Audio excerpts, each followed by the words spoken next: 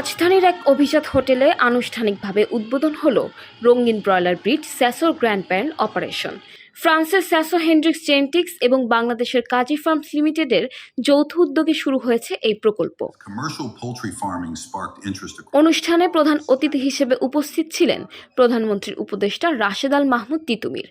এছাড়াও উপস্থিত ছিলেন প্রাণী সম্পদ অধিদপ্তরের মহাপরিচালক শাহজামান খান, কাজী ফার্মসের ব্যবস্থাপনা পরিচালক কাজী জাহিদুল হাসান সহ সংশ্লিষ্ট খাতের শীর্ষ কর্মকর্তারা এবং আন্তর্জাতিক অংশীদাররা। আয়োজকরা জানান, এই উদ্যোগের মূল লক্ষ্য হল বাংলাদেশে স্থানীয়ভাবে স্যাসো জেনেটিক্সের প্যারেন্ট স্টক উৎপাদন করা। এতে দেশের ক্রমবর্ধমান পোলট্রি চাহিদা মেটানোর পাশাপাশি সরবরাহ ব্যবস্থাও আরও শক্তিশালী হবে। প্রকল্পের আওতায় ৬,৭০০টি গ্র্যান্ড প্যারেন্ট স্টক নিয়ে যাত্রা শুরু হয়েছে। এর মাধ্যমে দেশে ধাপে ধাপে প্যারেন্ট ও বাণিজ্যিক উৎপাদন বৃদ্ধি পাবে বলে আশা করা হচ্ছে।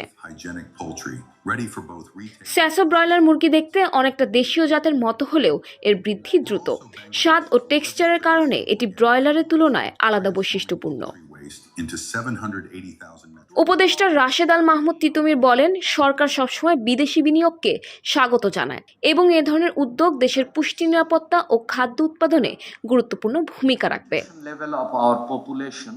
সব মিলিয়ে এই যৌথ উদ্যোগ বাংলাদেশের পোলট্রি খাতে প্রযুক্তি, উৎপাদন সক্ষমতা ও বৈশ্বিক সংযোগের নতুন দিগন্ত উন্মোচন করবে বলে আশা করা হচ্ছে।